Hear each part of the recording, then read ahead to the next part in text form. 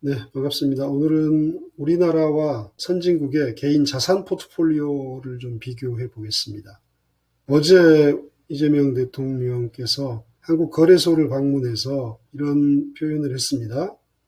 국민들이 주식 투자를 통해 중간 배당도 받고 생활비도 벌 수 있게 부동산에 버금가는 대체 투자 수단으로 만들면 대한민국 경제 전체가 선순환될 것, 이렇게 얘기했죠. 그러면서 배당 촉진을 위한 세제 제도 개편 준비를 언급했습니다. 이게 어떤 맥락에서 나왔냐면, 잠깐 표를 한번 보시죠. 우리나라와 미국, 영국, 호주의 자산 포트폴리오 비중을 비교해 놨습니다. 보시면 우리나라는 부동산이 4개 나라 가운데 50%가 넘죠. 유일하게 51.3%, 금융자산이 48.7입니다. 그런데 미국, 영국, 호주 보면 반대죠. 미국은 금융자산이 56.2, 영국 62.6, 호주 54.5, 부동산이 미국이 43.8, 영국 37.4, 호주가 45.5란 말이에요. 그리고 또 하나 특이할 게 금융자산 내 주식 펀드 비율을 보시면 우리나라는 25%밖에 안 됩니다. 그리고 대부분이 현금과 예금이 45.5%로 절반 가까이입니다. 근데 미국은 완전 반대입니다. 현금, 예금이 12.7, 주식 펀드가 53.3이에요. 이 부분을 지적한 걸로 보입니다. 그래서 우리나라는 예금 중심의 보수적 포트폴리오다. 그다음 미국은 주식 펀드 등 투자 상품 비중이 절반 이상으로 압도적이다.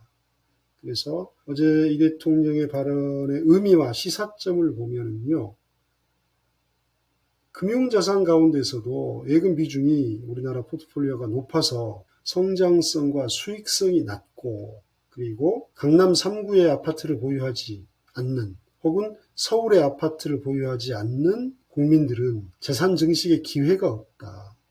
그래서 부동산만큼 주식시장에서도 수익 창출할 수 있는 구조를 만들겠다, 이런 뜻이고요. 그리고 정책 방향 역시 주식시장의 신뢰와 투명성을 높여서 국민들이 주식을 부동산만큼 신뢰하고 투자할 수 있도록 하겠다는 의지입니다. 그리고 배당을 좀 활성화하겠다 했는데요. 우리나라는 일정 금액이 넘어가는 배당액에 대해서는 50%에 육박하는 세금을 내야 합니다.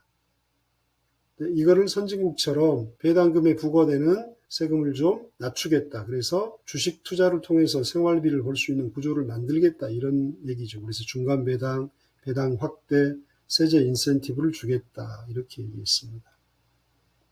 자, 그럼 우리가 금방 보신 미국, 영국, 호주와 비교해서 개선해야 할 점을 좀 짚어드리면, 먼저 금융자산 투자 비중을 좀 확대해야 됩니다. 그러기 위해서는 금방 말씀드린 것처럼 주식시장 신뢰도가 제고돼야 되고, 투자자 보호, 배당 확대 등으로 투자 매력도를 높여야 됩니다.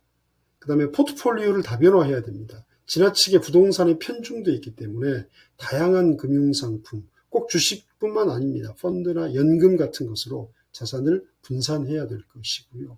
그리고 미국의 경제교과서, 사회에서 경제교과서, 그 다음에 우리나라의 사회과목에 혹은 고등학교 때 경제교과서는 완전 차원이 다릅니다. 미국은 어떻게 돈을 벌고 어떻게 그 돈을 합리적으로 운용하고 쓰고 모으는지에 방점이 있는데, 우리나라는 아직도 제가 고등학교 때, 중학교 때 배웠던, 40년 전에 배웠던 경제학 이론, 여기에만 몰입되어 있습니다. 그래서 이런 금융교육, 투자문화 확산을 청소년 때부터 제대로 된 금융교육을 받을 수 있도록 시스템을 좀 바꿔야 됩니다.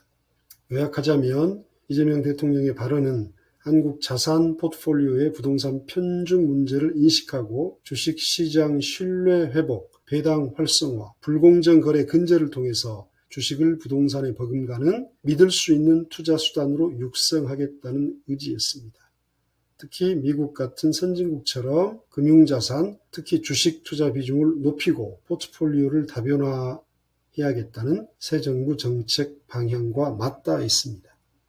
오늘은 우리나라와 선진국의 자산 포트폴리오를 간략하게 비교 분석해드렸습니다. 궁금하신 점 댓글 남기시면 좀 더 상세히 답변 드리도록 하겠습니다. 마치겠습니다. 감사합니다.